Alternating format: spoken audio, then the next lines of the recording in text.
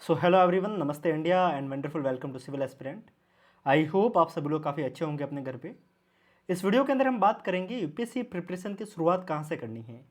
अगर आप एक ऐसा एस्पिरेंट है जो भी 12th पास हुए हैं या फिर जिसने अभी सपना देखा है यूपीएससी की तैयारी को शुरू करने के लिए, जो चाहता है कि यूपीएससी की तैयारी एक अच्छे तरीके से शुरू करे और वो अंत तक जाके उसकी सफलता के अंदर तब्दील हो, तो आप एक सही वीडियो के ऊपर आए हैं। यहाँ पर हम इसी टॉपिक को काफ़ी अच्छे से कवर करेंगे और समझेंगे एनसीईआरटी की शुरुआत करने के लिए आपको किन किन बातों को ध्यान में रखना है। ये वीडियो आप ध्यान से सुनेंगे तो आपको डेफिनेटली आपके जितने भी डाउट है वो सभी आपके सॉल्व हो जाएंगे। मैंने अपना फेस हटा दिया है, अब आपका पूरा ध्यान स्लाइड के ऊपर होना चाहिए, तभी आप चीज़ों को समझ पाएंगे। देखिए, यूपीएससी की तैयारी की शुरुआत अगर आप कर रहे हैं तो शुरुआत अगर जीरो से की जाए तो चीज़ें और ज़्यादा बेटर हो जाएगी। हमारा जो ये टारगेट रहेगा, अभी हम अगर 2025 को टारगेट करते हैं तो मुझे नहीं लगता कि ये अच्छा टाइम है। अगर हम 2025 के लिए बात करते हैं तो 2025 के लिए हमारे पास में अभी टाइम नहीं है कि हम अभी तैयारी की शुरुआत कर सकें, क्योंकि अभी प्री आने वाला है। और अगर आपने बिल्कुल कुछ नहीं पढ़ा है तो मैं आपको सीरियसली ईमानदारी से बता रहा हूँ, आप अगर 2025 की तैयारी अभी से करेंगे तो ये मुझे लगता है शायद मूर्खता होगी, क्योंकि यूपीएससी के लिए आपको एटलीस्ट 1 ईयर का टाइम तो आपको कम से कम देना ही चाहिए, तभी आप प्री और मेंस की तैयारी कर सकते हैं। अगर आप अभी से टाइम देखते हैं तो अभी आपके पास में 1 साल का टाइम नहीं बचता है, और इतनी जल्दबाजी में अगर आप करेंगे तो अगर आप प्री निकाल भी देते हैं तो आपको मेंस में दिक्कत होगी। इससे बेटर आप टाइम अभी पूरा फोकस करें 2026 या फिर 2027 या फिर आगे का जो भी आपका टारगेट है उसको लेकर, तभी आप चीज़ों को बेटर तरीके से आगे प्रेजेंट कर पाएंगे। मैं आपको जो भी जानकारी बता रहा हूँ वो वास्तविकता के साथ में बता रहा हूँ। मैं सिर्फ आपको ये नहीं बता रहा कि चलो कि आप 2025 के लिए भी तैयारी कर सकते हैं। अभी गिनकर हमारे पास में 6 से करीब हमारे पास में अभी से अगर हम काउंट करते हैं तो करीब करीब हमारे पास में 7 से 7.5 महीने का टाइम बचता है। तो आप ही सोचिए क्या इतने कम टाइम में पूरी सिलेबस को पढ़ना, मेंस की तैयारी कर पाना, वापस से आंसर राइटिंग की प्रैक्टिस कर पाना, ये प्रैक्टिकली थोड़ा मुश्किल होगा। सो ध्यान रखिएगा, इस वीडियो में हम जो बात कर रहे हैं वो उन एस्पिरेंट के लिए हैं जो यूपीएससी 2025 या फिर 2027 या फिर उसके बाद में जो भी आपका ईयर है उसके लिए आप टारगेट कर रहे हैं। तो ठीक है, सो इस बात को ध्यान रखिएगा। बाकी आपका बेस बैकग्राउंड कोई भी है ये मैटर नहीं करता है। देखिए, सिविल सर्विस की जर्नी में बहुत सारे लोग बीएससी से होते हैं, बहुत सारे लोग बीटेक से होते हैं एंड बहुत सारे बीएससी भी होते हैं, बीकॉम से भी होते हैं। ऐसा कोई ज़रूरी नहीं है, लोग डॉक्टर बैकग्राउंड यानी कि एमबीबीएस बैकग्राउंड से भी होते हैं और वो यूपीएससी के अंदर क्वालिफाई करते हैं। हर साल का अगर आप ट्रैक रिकॉर्ड देखेंगे तो ऐसा कोई भी नहीं निकल के आता है कि कोई स्पेसिफिक ग्रेजुएशन से कोई आपको खास फर्क पड़ता है। अगर आपका कोई भी बैकग्राउंड है बट अगर आपका बेस मजबूत है तो आप किसी भी जर्नी में बहुत अच्छे से ढल सकते हैं। ऐसा क्यों, इस बात को समझिए। अगर आपका बैकग्राउंड कुछ भी रहा, लाइक बीटेक रहा है, चाहे आपका कोई बीकॉम रहा है, मुझे पता है कि आपने आर्ट्स के सब्जेक्ट नहीं पढ़ी हैं, बट अगर आप शुरुआत में बेस के ऊपर काम करते हैं जहाँ पे हम बिल्कुल बेसिक से पढ़ना अगर आप शुरू करते हैं तो आप क्लास 6 के एनसीईआरटी से उठाएंगे। और अगर आप क्लास 6 से उठाएंगे तो अब आप जो भी आपके पास में अभी जो नॉलेज होगा वो बाकियों से बेटर होगा, क्योंकि आपने वापस शुरुआत की है, शुरुआत से शुरू किया है। तो अब आपको फिर दिक्कत लेने की जरूरत नहीं है। और इस वीडियो में हम यही बात करेंगे कि शुरुआत करने कहाँ से है, उस बेसिक फाउंडेशन को बनाना कैसे है। पर उस फाउंडेशन को बनाने से पहले आपके पास में 2 चीज़ें होना बहुत ज़्यादा जरूरी है, एक तो टॉपर्स के ब्लॉग और एक यूपीएससी का सिलेबस। बात रहेगी यूपीएससी का सिलेबस कहाँ से डाउनलोड करें, तो आपको डिस्क्रिप्शन में हमारे एप्लीकेशन की लिंक मिलेगी, वहाँ से आप जाके डायरेक्ट सिलेबस को डाउनलोड कर सकते हैं। और बिना सिलेबस के अगर आप इस जर्नी में कूदते हैं तो मुझे नहीं लगता है कि अच्छी स्ट्रेटजी होगी। आपको यूपीएससी का सिलेबस आपके पास में होना चाहिए। फिर बात रहती है टॉपर्स के ब्लॉग की। टॉपर्स के ब्लॉग क्या होते हैं? टॉपर्स के ब्लॉग यानी कि टॉपर्स ने अपनी जानकारी लिख कर कहीं पे मेंशन की है। सब लोग जब सक्सेसफुल हो जाते हैं तो वो अपनी जानकारी को कहीं ना कहीं लिख कर मेंशन करते हैं, खासकर आजकल टेलीग्राम पे वो अपनी पूरी जर्नी लिख के मेंशन करते हैं। तो उसको आप पढ़िएगा ताकि आप वहाँ से कॉमन मिस्टेक्स को और कॉमन जो मिथ है उसके बारे में आप जान सकेंगे इस तैयारी के बारे में। सो हमने समझ लिया कि सिलेबस क्या है। सिलेबस आपको अगर ऑलरेडी देखना है तो हमने वेबसाइट, हमारे जो एप्लीकेशन है जिसकी लिंक आपको डिस्क्रिप्शन में मिलेगी, वहाँ पे पीडीएफ अपलोड कर रखी है, तो फिर आप वहाँ से जाकर डायरेक्ट डाउनलोड कर सकते हैं। So now we will discuss about how to start UPSC preparation and from where. So सबसे पहली बात, अगर आप तैयारी शुरू करना चाहते हैं तो आपका जो बेसिक काम रहेगा वो रहेगा एनसीईआरटी से। एनसीईआरटी वो फाउंडेशन की है जहाँ से आप तैयारी की शुरुआत करेंगे। अब बात रहती है कि एनसीईआरटी में हम कहाँ से शुरू करेंगे, तो आप एनसीईआरटी से शुरू करेंगे पॉलिटी से। अगर आप पॉलिटी से शुरू करते हैं तो आपके लिए एनसीईआरटी पढ़ना आसान होगा। पॉलिटी ज़्यादा टफ नहीं है और पॉलिटी एक ऐसा सब्जेक्ट है जो आपको इंटरेस्ट बनाएगा यूपीएससी के लिए पढ़ने के लिए। पॉलिटी एक करंट का मुद्दा भी है, तो सीधी सी बात है कि आप आगे जाके भी अपने अंदर अपने आप को फैमिलियर पाएंगे। सबसे पहले जो तैयारी की शुरुआत होती है वो एनसीईआरटी से ही होती है। एनसीईआरटी को छोड़कर अगर आप आगे बढ़ते हैं तो मुझे लगता है कि ये मूर्खता है और आपको एट दी एंड नुकसान होगा। जब प्री आने वाला होगा तब पता चलेगा कि आपने एनसीईआरटी नहीं पढ़ी है, और तब आपका माइंड सेट उस बात को कभी रेडी नहीं कर पाएगा कि अभी आपको एनसीईआरटी पढ़नी है। सो ऑब्वियस सी बात है, एनसीईआरटी आपके लिए मस्ट है और बहुत ज़्यादा जरूरी है। So now we will discuss about the second point which is the NCERT notes and the revision. Like बहुत सारे लोग करते क्या है, सिर्फ एनसीईआरटी को पढ़ लेते हैं बट एनसीईआरटी का प्रॉपर रिवीजन नहीं करते हैं। ये कमी नहीं करनी है। शुरुआती अगर आप करना चाहते हैं तो आपको एनसीईआरटी और एनसीईआरटी के नोट्स के साथ में करनी चाहिए, एनसीईआरटी के रिवीजन के साथ में करनी चाहिए।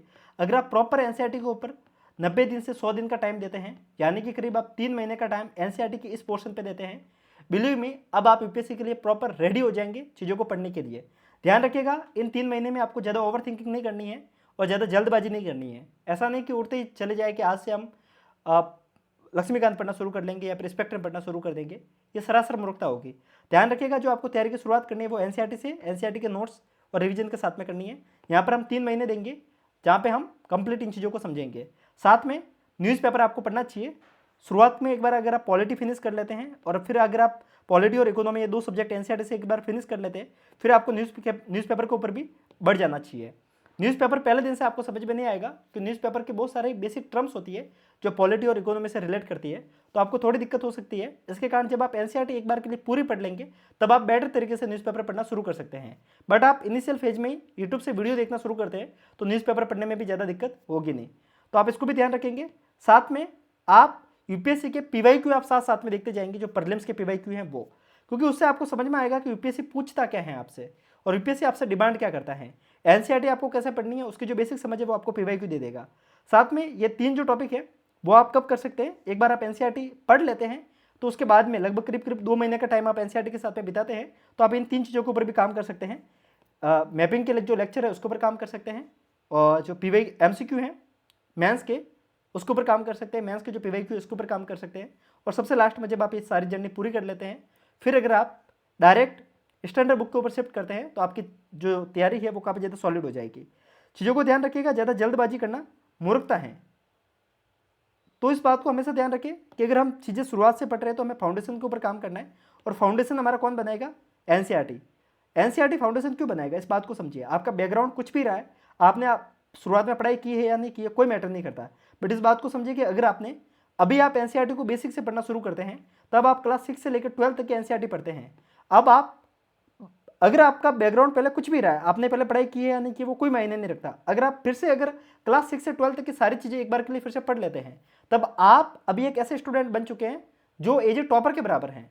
अब आपका जो एजुकेशनल लेवल है वो काफ़ी बेटर हो चुका है, और अब आप इसके बाद में अगर स्टैंडर्ड बुक पढ़ेंगे तो आपको आगे कोई भी दिक्कत नहीं आएगी। तो आप ध्यान रखिएगा एनसीईआरटी आपके लिए बहुत ज़्यादा जरूरी है। सो नाउ ये हमने समझ लिया तैयारी की शुरुआत कैसे करनी है। Now I will talk about our mentorship program जो कि बिगिनर्स के लिए है।